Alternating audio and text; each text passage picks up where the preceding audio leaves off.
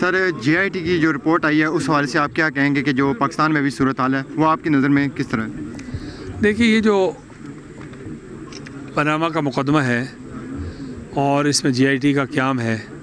اور اس میں supreme court کی کارکردگی ہے، میں سمجھتا ہوں کہ پاکستان میں ایک ایسی نئی تاریخ رقم ہونے جا رہی ہے کہ جس سے یہ ثابت ہو جائے گا کہ کوئی شخص بھی دیر ہو سکتی ہے لیکن ایسا اندھیر نہیں ہے کہ کوئی بھی طاقتور شخص پیسے اور اقتدار کے زور پر انصاف سے فرار کا راستہ اختیار کرے۔ دوسرا میں یہ کہنا چاہتا ہوں کہ لوگوں کو بہت خوش نہیں ہونا چاہیے، جو بہت تالیاں بجا رہے ہیں ان کو خوش بھی نہیں ہونا چاہیے، ہماری تو اور صورت ہے، ہم تو متاثرہ فریق ہیں، لیکن ایسا نہیں ہے کہ نواز شریف صاحب کے نائل ہونے کے بعد کوئی لڈو پکے ہوئے ہیں جو باقیوں میں تقسیم ہوں گے، ایسا بالکل نہیں ہے۔ میں اگلے دن سیالکوٹ میں تھا تو میں نے میڈیا سے کہا، آج پھر کہتا ہوں کہ نواز شریف پراپرلی ڈسکوالیفائی ہوں، ان کی ساری ٹیم ڈسکوالیفائی ہو جن کے خلاف مقدمات ہیں، یعنی میں مطالبہ نہیں کر رہا جن کو چارج شیٹ دے دی گئی ہے، جب وہ ڈسکوالیفائی ہو جائیں گے تو پھر یہ پروسیس ختم نہیں ہوگا۔ یہ پروسیس نواز شریف کے اور ان کے ساتھیوں کے نائل ہونے کے بعد باضابطہ طور پر شروع ہوگا اور تمام سیاستدانوں کو باری باری گزرنا پڑے گا، بتانا پڑے گا کہ اتنی بڑی بڑی امپائر انہوں نے کھڑی کی ہوئی ہے، پیسہ کدھر سے آیا ہے، ٹیکس کہاں پہ دیا ہے، اتنے بڑے بڑے مدرسوں کے نام پر پیسے ہیں، اتنے بڑے بڑے فلاں امپائر کھڑی کی ہوئی ہیں مذہب کے نام پر جو سلسلہ ہوتا جا رہا ہے، تو یہ لوگوں کو حساب دینا پڑے گا۔ یہ آج لوگوں کو جمہوریت بچانے کی فکر نہیں ہے، یہ جو جمہوریت کا بہت ان کو درد بعض لوگوں کو محسوس ہوتا ہے، وہ ان کو اس بات کا اندازہ جو میں کہہ رہا ہوں، لیکن میں زیادہ وضاحت سے کہہ رہا ہوں کہ میاں محمد نواز شریف صاحب کا جو احتساب کا عمل ہے نواز جی کی قیادت کا، جب یہ ہوگا، پہلی بات تو یہ ہے کہ پنڈورا باکس کھلے گا تو یہ داستان غم کی کوہ طور تلک جاتی ہے، بات نکلے تو بہت دور نکل جاتی ہے۔ یہ میں پیچھے 2-2.5 سال میں آج پھر کہتا ہوں، آپ لوگ اپنے پرانے اخبارات اٹھا کے دیکھیے،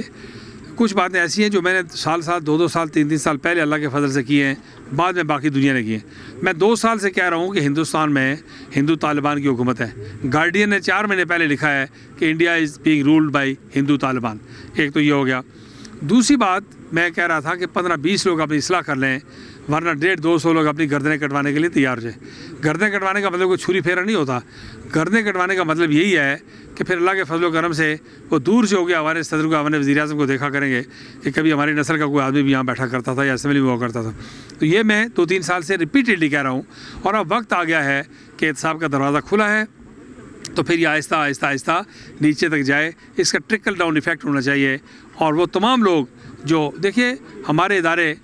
جن سے ہندوستان خوف زدہ ہے، ہماری خفیہ ایجنسیاں جن کے خلاف کہ حملہ اوڑی میں ہوتا ہے اور نواز لیگ پرچہ جو ہے وہ گجرات میں درج کرواتی ہے تاکہ پاکستان کے خفیہ اداروں کو اور فوج پر ہاتھ ڈالا جا سکے، وہ تو اللہ نے بچا لیے،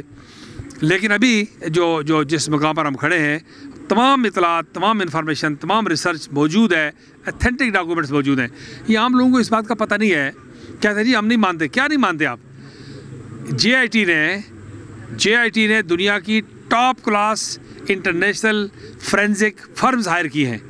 جن کے وائٹ ہاؤس بھی استعمال کرتا ہے، پینٹاگن بھی یوز کرتا ہے، برٹش آرمی اور برٹش انٹیلیجنس یوز کرتی ہے، وہ فورینزک فرمیں ہائر کی ہیں جو آواز کو، الفاظ کو، دستخطوں کو اور معاہدات کو، ایگریمنٹس کو جنہوں نے چیک کیا اور دیکھا ہے کہ یہ سارے ٹھیک ہیں، یہ آپ کے میرے لکھے ہوئے کہ نہیں ہیں، آپ کے میرے بتائے ہوئے کہ نہیں ہیں، ہماری سوچ اس میں ریفلیکٹ کرتی ہے نہیں کرتی، ہماری کارروائیوں کا تسلسل ہے کہ نہیں ہے۔ تو یہ اس وقت جو اللہ کے فضل و کرم سے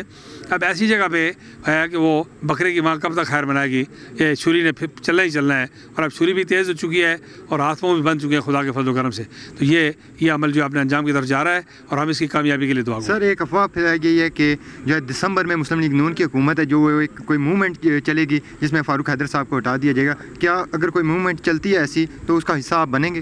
فاروق حیدر صاحب بیچارے زیر بحث ہی نہیں ہیں، فاروق حیدر صاحب کدھر سے آ گئے؟ میں نواز شریف کی بات کر رہا ہوں، ہم نے کبھی ادھر ان کا ذکر ہی نہیں کیا، اس لیے کہ ان کو پتہ لگا کہ کیسے بنایا گیا، تو ان کو پتہ لگا وہ ہمارا ایک معروف ایک پہاڑی شاعر ہے ادھر نیلم ویلی کا، تو وہ ایک دفعہ محفل میں بیٹھے ہوئے تھے تو کہنے لگا کہ صدر جماعت ان کی فکر نہ کیا کریں۔ میں نے کہا ملک صاحب فکر کرنی پڑتی ہے۔ کہنے لگے یہ درخت پر چڑھی ہوئی ایک بیل ہے، درخت جب کٹے گا تو بیل تو درخت گرتے گرتے ویسے ہی ٹوٹ پھوٹ کا شکار ہو جائے گی۔ ان کے بارے میں کبھی میرے منہ سے آپ نے ذکر سنا ہے کہ بھائی ان بیچاروں کا کیا ہے، ان کو نہ پتہ لگا کہ آتے کدھر سے جاتے کدھر سے ہیں، پہلے کوئی لاڑکھانے بیٹھے ہوئے تھے، اب کوئی ریونٹ بیٹھے ہوئے ہیں، ان کا ذکر نہیں ہم کرنا چاہتے، ہم تو ان کے جو خصم کھوجے ہیں، ان کے مالکان ان کی بات کرتے ہیں، ان کے ساتھ دیکھیں نا میں ایک پارٹی کا صدر ہوں، تو نون لیگ آزاد کشمیر جو ہے یہ 150-200 شاخوں میں سے ایک شاخ کی حکومت ہے،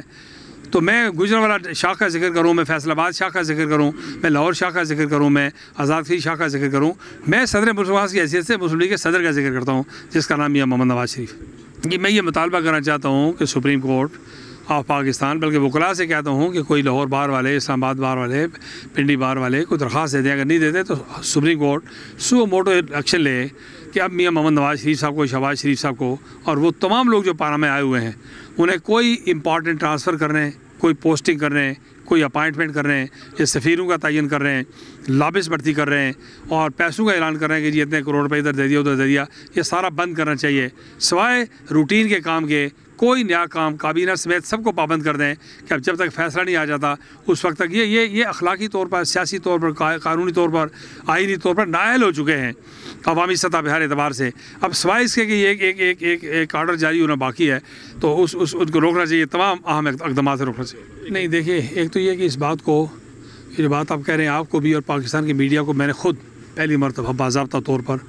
اس بات میں شریک کیا تھا کہ چین 6 کلومیٹر اندر گیا تھا لداخ کے علاقے میں، ہندوستان نے احتجاج کیا کہ ہمارے علاقے میں مداخلت ہے اور وہ علاقہ ہندوستان کا نہیں ہے، تو چین وہاں سے 6 میل کے بجائے 20 کلومیٹر اور اندر چلا گیا اور 26 کلومیٹر پہ جا کے انہوں نے جھنڈے لگا دیے۔ اسی طرح انہوں نے ساؤتھ چائنا سی کے اندر ہندوستان کو 500 کلومیٹر اندر گئے، ان کو واپس کر دیا، کام نہیں کرنے دیا، انہوں نے کہا نہیں اب یہاں کام نہیں کر سکتے۔ اسی طرح سکم کے ساتھ جو تنازع ہے بھوٹان کے ساتھ، اس میں انہوں نے کہا ہے کہ اگر بھوٹان کی درخواست پر ہمارے اور بھوٹان کے تنازع میں ہندوستان آ سکتا ہے تو پھر پاکستان ہندوستان کے تنازع میں اگر پاکستان درخواست کرے گا تو دیکھیے اب کتنی بڑی بات انہوں نے کی۔ اور یہ بات اس وقت تک پاکستان میں کوئی محب وطن کی عادت ہوتی تو وہ دوسرے دن کہہ دی کہ جی ہم بالکل اب مشاورت کر رہے ہیں، نہ کرتے، لیکن یہ کہہ دیں ٹیلی ویژن پر، اس وقت ڈبیٹ ہو رہی ہے ٹیلی ویژن پر کہ جی ہم کسی بھی وقت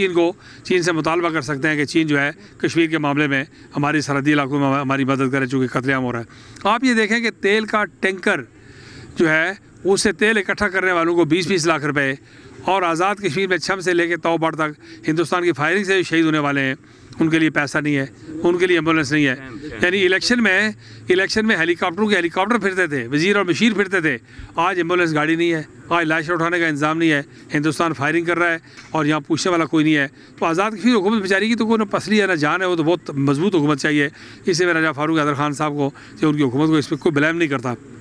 حکومت پاکستان کی ذمہ داری ہے۔ تو یہ جو گرد و پیش میں ڈیولپمنٹس ہو رہی ہیں اس سے فائدہ اٹھانا چاہیے، تبھی فائدہ اٹھایا جا سکتا ہے جب پاکستان میں ایک مضبوط قیادت۔ آنے والے دنوں میں پتہ چلے گا کہ آزاد کشمیر کی جو سیاسی صورتحال ہے وہ پاکستان میں جب سیاسی صورتحال تبدیل ہوگی تو آزاد کشمیر پہ اس کے جو اثرات ہیں وہ کیسے مرتب ہوں گے۔ کیمرہ مین ملک ریاض کے ساتھ فیصل گلزار، عدالت نیوز، کھڑی شریف۔